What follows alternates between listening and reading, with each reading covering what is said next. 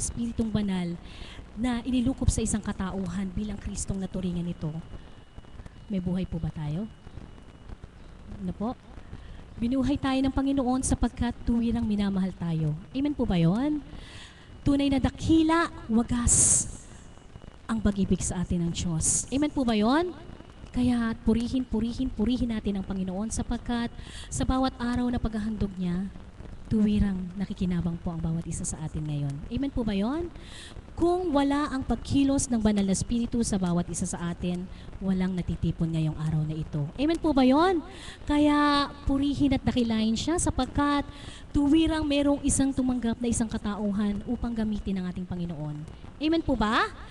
Kaya pasalamatan natin ang ating Panginoon sapagkat tuwiran nga po ang pagkilos niya. Bagamat hindi natin siya nakikita, ay tuwirang nararamdaman at nadarama ng bawat isa. Amen po ba yon? Kaya muli palakpakan natin ang buhay na Diyos.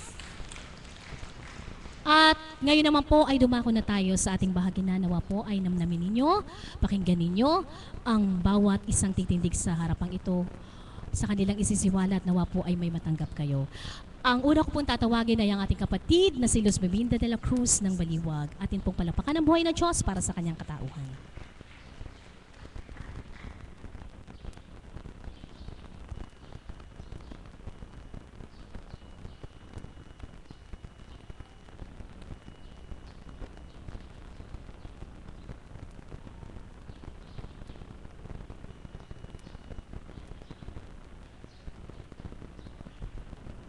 Magandang umaga po sa inyong lahat. Muli po, tinawagan ako sa harapang ito. Tanging masasabi ko lang po ay patuloy na pasasalamat sa Ama sapagkat napadako ako sa dakong ito. Nabanggit ko na po doon sa mga nakaraang pong share na ang pamilya ko po, iba yung paraan nila ng pagsamba sa Ama. Subalit, sa kabutihan ng Ama, patuloy ko pong idinudulog na patuloy nila akong maunawaan kung ano man po, o kung hindi man po nila ako nakasama, subalit batid ko po, padadama sa kanila ng Ama ang kagalakang nakakamtam ko sa dakong ito. Kaya po sa ngayon, patuloy na pasalamat lang sa Ama ang lagi kong dinudulog sa Kanya at patuloy na siya ang maghari sa aking puso't kaisipan. Sapagkat alam ko po na kapag siya ang aking sinundan, patuloy ko pong mararating ang tuwid na landas para sa kanyang banal na kaharian. Kaya po, Ama, patuloy na gabay at patnubay niyo lang po ang hiling ko. Bagaman po hindi ako nakakarating ng araw-araw dito, subalit meron po siya pag-aatas para sa akin na kahit hindi man po ako nakakarating dito, may ginagampanan po ako na para sa kanyang kinalugdan. Kaya po, Ama, maraming salamat po. Yun lang po at magandang umaga.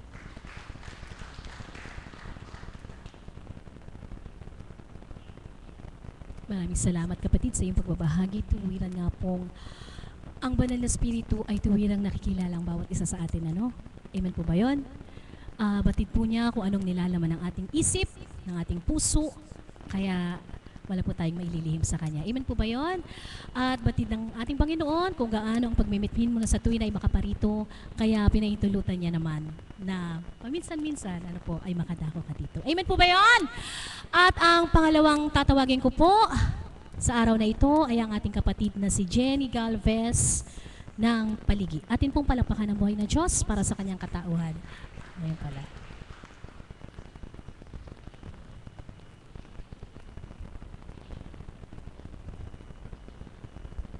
Magandang umaga po. Magandang umaga po sa tanghaling ito.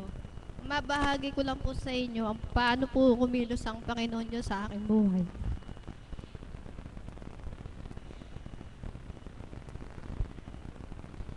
Noong una po ay hindi ko po alam na magpapadama po siya sa akin. Dahil nga po, ako po ay hindi po palabas ng bahay. Lagi lang po sa bahay. Ang iniisip ko po, paano kami sa araw-araw mabubuhay, yung aking mga anak, yung asawa. Lagi ko pong iniisip na, paano kaya kami gaganda ang buhay? Paano po kaya ako makakapatulong sa aking asawa? Dahil nga po yung kabiyak na puso ko po ay malayo po talaga sa kanya. Nung pong nangyari po kasi sa aking buhay, sa amin, sa kabiyak na puso ko, nung pong mapasama po siya sa magandang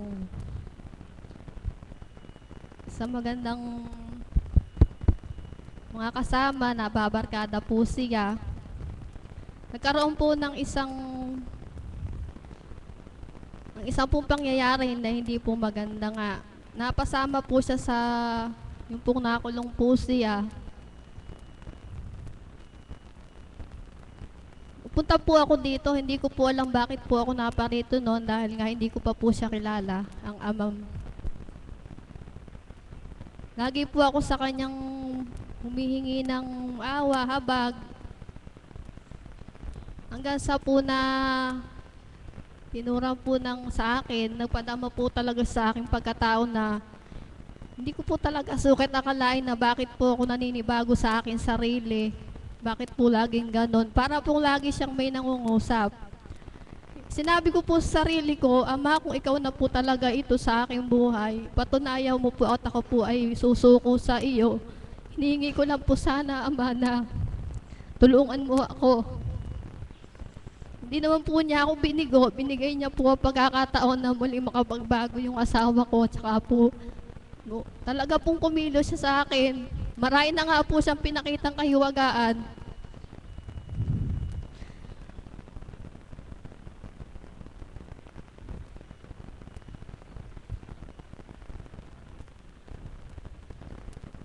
Kaya nga po talagang, totoo nga po pala, pag nga po pala sumakanya ka, kumapit, di kanya pababayaan. Noong una po, yun nga po, nadarama ko na po siya hanggang sa po na nagpupunta na po ako dito. Bakit po lagi ko pong hinahanap-hanap dito magpunta? Para pong feel ko, dito na po yung pinaka-dream ko. Kaya nga po, nagpapatuloy po ako na nagbabata. Alam ko, sa binigay niya pong pandama sa akin, siya na nga po ang bahala sa akin. Hindi niya ako pababayaan. Kaming lahat. Pasensya na po kasi po ninenervous ako eh.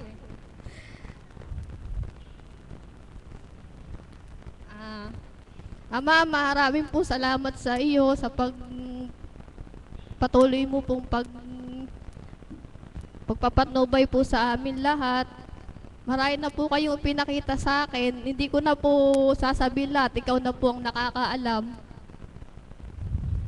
Yun lang po at marami po salamat.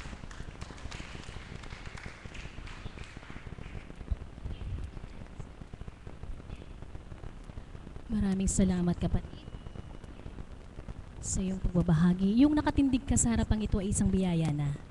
Amen? Sabi ko nga kanina kay Jacel, sino ka kayo yung tagapaligi? Alam ko kako mahiyain nyo, no? Di po ba buhay ang Diyos? Nakapagbahagi po siya. Ano po? Bagamat hindi niya tuwirang na ilahad-lahat, tanging ang Diyos nakababatid dito. Subalit, binigyan siya ng pagkakataon, ng lakas ng loob ng ating Panginoon, upang maisiwalat kung paano nga po kumikilos sa kanyang buhay na Diyos. Amen po ba yon? Muli, maraming salamat, kapatid, sa iyong pagbabahagi. At ngayon naman po, ang aking pong tatawagin ay Tang, siya ba?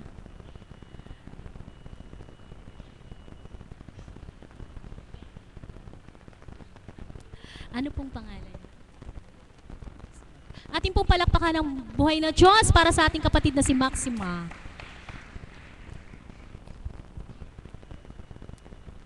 Salamat po, Ama, sa lahat ng bayan binigyan mo sa amin. At maraming po, Ama, magandang umaga po sa inyo lahat. Ako po muling magsishare sa inyo. Lahat po ng pagsubok ay nakayanan ko dahil po sa Ama. Mula po nang ako'y nag-asawa, ang aking mga anak Lahat po sila, ako po yung nagbabata sa kanila. Nung pong kasalukuyang nag-aaral ang aking mga anak, pinapasok ko po kahit anong trabaho para po sila makapagyari. Lalo na po yung anak kong babae. Sinubukan po ako ng ama noong pong 2002. Yung pong bunso kong anak, sinilang ko. Ngunit po yung pangalawa ko, nasa ospital po noon. Ako po yung anak noon. Pero po sa pamamagitan po ng ama, ako po yung nanalig sa kanya, hindi po pinabayaan ng aking anak, ng aking pangalawa. Pero po noong 2004, sinubukan na naman po ako ng ama, yung pong bunso ko, na hospital din po. 2 beses po yung pangalawa ko, saka po yung pong bunso ko, 2 beses din po. Pero di po ako natinag dahil po sa pamagitan ng ama, doon po ako naniniwala sa kanya. Pinasok ko po yung bunso ko, Lunes ko pong pinasok, pero sabi ng doktor, tinaningan po siya ng 24 oras. Luwat, sipon po ang kinakain ko noon. Sabi po sa kanya, tinutusukan po siya ng karayom, wala pong makitang ugat. Pero sabi po sa akin ng mga kasamang ko sa loob ng ospital, anak, manalig ka sa Panginoon. Manalig ka lang sa Panginoon. Sabihin mo sa Kanya, kung para sa iyo yan, hingin mo sa Kanya. Kung hindi naman, pagkaloob mong maluwag sa hati sa inyong kaisipan. Pero sa sinabi ko po, Ama, dinggin niyo po ang panalangin. Kung hindi po para sa akin ang aking anak, ipagkakaloob ko po ng malulhati sa aking puso. Subalit po, mahiwaga po ang Ama. Sabi ko po, 3:00 po ng hapon, maitim na po ang aking anak. Subalit po si Dr. Desos tumawag po sa Maynila. Tinawag po si Dr. Sanchez. Nung po dumating si Dr. Sanchez, pinitik po ng kamay ng aking anak. Sabi niya, tawagan mo yung mentik sa ilalim, sa ibaba. Nung pumanik po ang mentik, pinitik lang po ng kamay ng aking anak. 36 karayom po ang dumaan sa kanya, pero wala pong nakitang ugat. Pero sa kahiwagaan po ng ama, nakita ko po yung aking anak. Pinitik lang po ng mentik, 1 tusok lang po ng karayam. Purihin po ang ama, pumasok po yung kwan, at siya po nagkwan. Kaya po marami po akong nag-share sana, marami po akong kinukuhan sa ama, marami na po akong pagsubok na binigay sa akin ng ama, pero hindi po ako tuminag at sa kanya po ako nananalig. 2008 po, ako po na-stroke. Hindi po ako nagpadala sa ospital. Sabi ko po sa kanila, wag niyo akong dadalhin sa ospital. Wag niyo po akong dadalhin sa kanila. Sabi ko, dalhin mo po ako kay Divine Mercy, kay Apo. Dito lang po ako nag-share kay Apo. 3 beses lang po akong binanyusan ni Apo. Ito pong kamay ko neto at paa ko, ay nailakad ko po ng matuwid. Kaya po sabi ko, Ama, salamat po Ama sa lahat ng biyayang binibigay mo po sa akin. Subalit po ako, sabi ko, lahat po ng pagsubok mo, tinatagang ko.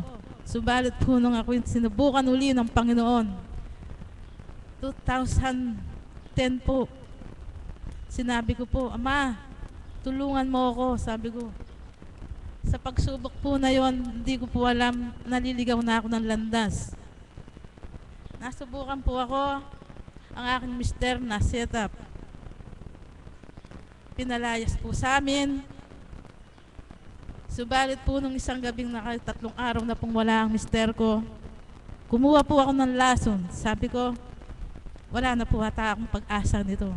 Subalit po parang meron pong nagudyok sa akin, na sa akin kaisipan.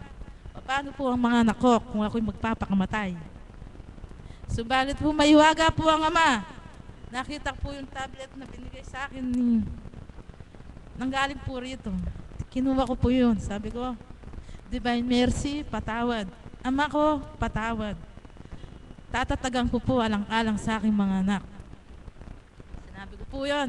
Kinuha ko po yung kinuha ko, tinapon ko po. Sabi po ng aking mga anak, Nay, bakit? Sabi niya, wala akong kinuha. Sabi ko, nung po ako'y nakatayo na, humarap po ako kay Divine. Sabi ko, Divine, patawad po sa lahat. Patawad po. Subalit po nung ako'y Naismasmasan na po ang kalooban ko. Tinawagan ko po yung aking anak na babae. Sabi ko, anak, umuwi ka. Nagtatrabaho po siya sa Maynila noon. Sabi ko, anak, umuwi ka. Bakit, Nay? Lahat ako, siguro, dumating ka lang. Lalakas na ang loob ko. Nung pong umuwi siya, tinawag po ako, Nay, darating ang araw, mabubuo rin ang pamilya mo. Purihin po ang Ama. Nung pong 2012, dumating po ang araw na yon. Pinulong po ng aking anak yung mga kamay niya doon po sa aking kapatid, doon po sa Sapampotek. Kinausap niya pong lahat. Pinauwi po ang kanyang tatay. Ayun po. Kaya po